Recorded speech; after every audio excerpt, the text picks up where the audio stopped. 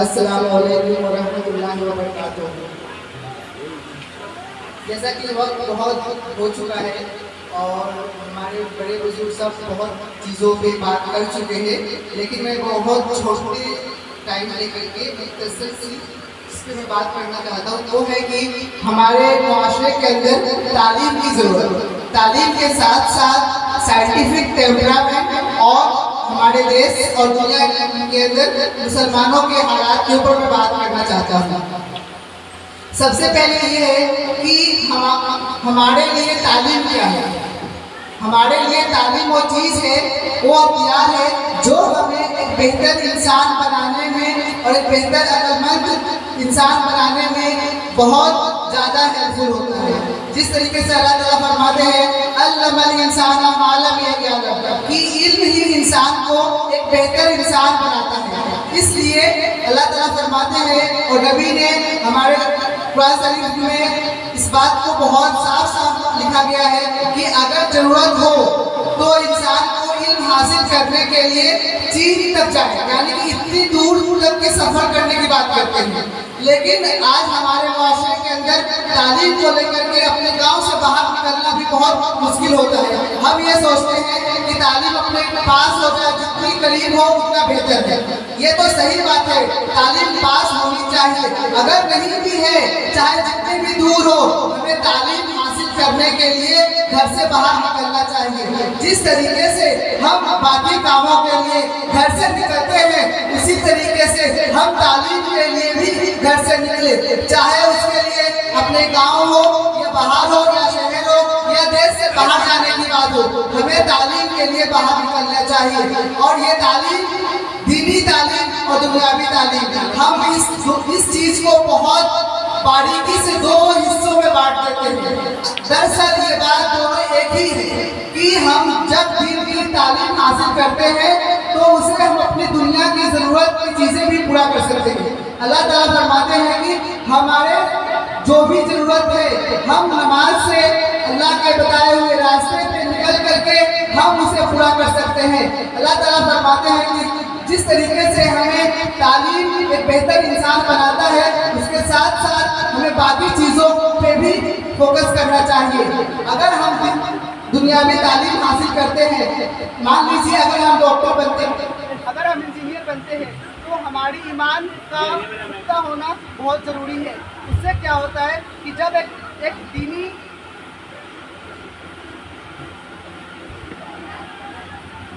जब एक दीन वाला, जब एक अल्लाह वाला डॉक्टर बनता है, जब एक अल्लाह वाला इंजीनियर बनता है, तो हमेशा हमेशा वो दीन की बात करता है, अल्लाह के रास्ते पर चलने की बात करता है। तो एक मुख्तसर से इसलिए हो गई तालीम को लेकर के। दूसरी बात ये है कि हमारे बीच असहमति का जगह होना।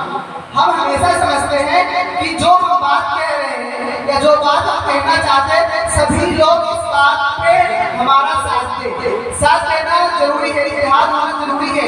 इसके साथ साथ हमारे बातों से डिसएग्रीमेंट हो कि हम आपकी इस बात से मुखालफत करते हैं, तो हमारे मुखालफत से ये होता है कि सबके लिए और सबको बोलने के स्पेस मिलता है कि सब अपने अपनी बात रख सके। इसलिए बहुत जरूरी है कि जब हम अपनी बात रखें और हमारे बात से कोई ताल्लुक नहीं रखता है या उसके खिलाफ जाता है, तो हम लोग उनके खिलाफ जाने के अधिकार को भी सुनिश्चित करें ताकि वो अपनी बात कर सके। इसके लिए इंग्लिश में बहुत ही इम्पोर्टेंट कोड है कि लेट्स एग्री टू डिसएग्री, यानी कि हम सहमति होते हैं असहमति होने के लिए।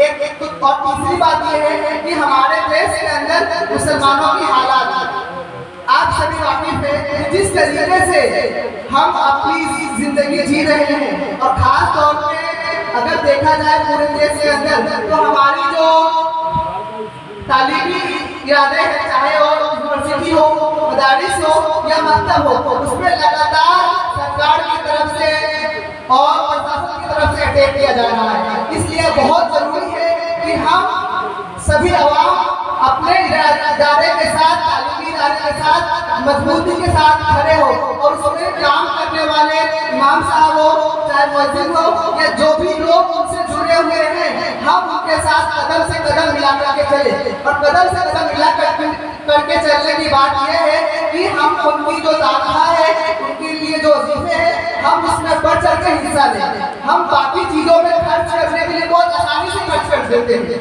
हमारे पास सबके पास 15, 20, 30 या 50 लाख रुपए की मोबाइल फोन है, लेकिन जब बात आती है इमाम साहब की तनख्वाह के लिए, वजीर साहब की तनख्वाह के लिए, तो हम बहुत जोड़ते हैं कि महीने का 150 रुपए कर दे, महीने का 200 रुपए कर दे हर घर।